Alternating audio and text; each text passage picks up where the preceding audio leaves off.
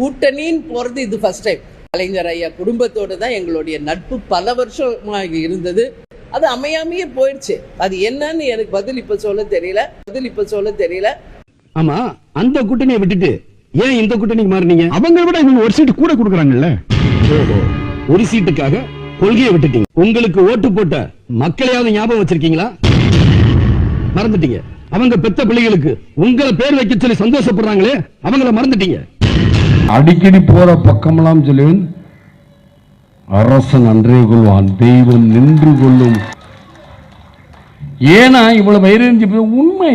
மக்கள் சொத்தை கொள்ளையடிச்சிட்டு நீங்க கேட்டு இருப்பீங்க, எனக்கு நல்லா வரும் வேண்டாம்.